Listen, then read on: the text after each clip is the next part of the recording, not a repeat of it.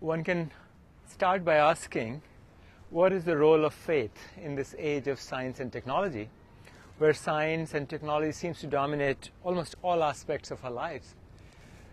We move through science and technology, we travel around the world, we eat, the food we eat is based on technology, we cure ourselves of diseases through technology. So what is the role of faith? What role does Sikh play in this age of science and technology?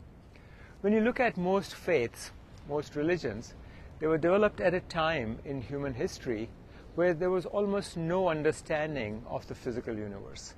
Why we got sick, why we got hurt, why there were famines, why there were floods, why there were disasters, why there were fortunate things happening to us. There was no understanding of why that happened. And what science and technology has done is to provide a deeper understanding of almost all the things that happen in our life. Why we get sick? It's not because God punishes us. We understand through biology why we get sick, and we also find cures for those.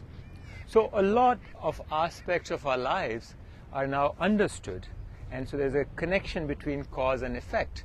And in such a life, such a stage of human history, is there still a need of faith? So when a lot of faiths were developed, since there was very little understanding of science, technology, and understanding of connection between cause and effect, there were many techniques used to explain things, because that was one of the things that is the role of faith, to explain why things happen. Now we see they are in conflict with science. So for example, explanations of a flood might be God is angry with you. Explanations of a caste system was you did something bad in your previous life. Of course, faith also provided metaphors and very important ways of becoming universal, and that is really what faith is about, to how do you become universal. Unfortunately, in many faiths, the authentication of the faith is based on mythologies and miracles, which we know from science are not true. The Sikh faith was developed by the divine genius of the gurus, who understood not only all other faiths. So the gurus, Guru Nanak, for example, he was familiar with the Hindu faith, the Buddhist faith, the Western faiths of Islam, and also the conflicting elements in these faiths, and also the unifying elements of these faiths.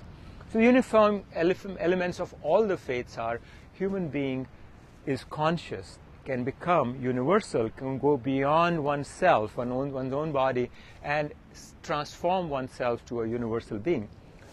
So the Sikh faith, as it was established, was focused on universality, and so the very first word, Ek Onkar, focuses on oneness in all creation and oneness of me with the universe. It's not based on any mythology. There are no miracles in the Sikh faith.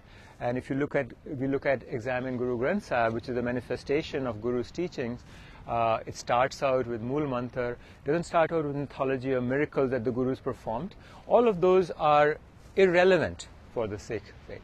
What is relevant is Ek Onkar. How do you become universal? Because unless you become universal, there are still things that science and technology don't explain. Science does not explain how we die, why we die, how we are born in families where we are very fortunate, others are misfortunate. At least it seems like fortune and misfortune is often unrelated to what's going on. So there is still a need of faith that allows us to be universal, so we can accept things that cannot be explained. So even in this age of science and technology, where a lot is understood, many things are not understood, and one needs faith and universality to overcome the challenges that one faces in life.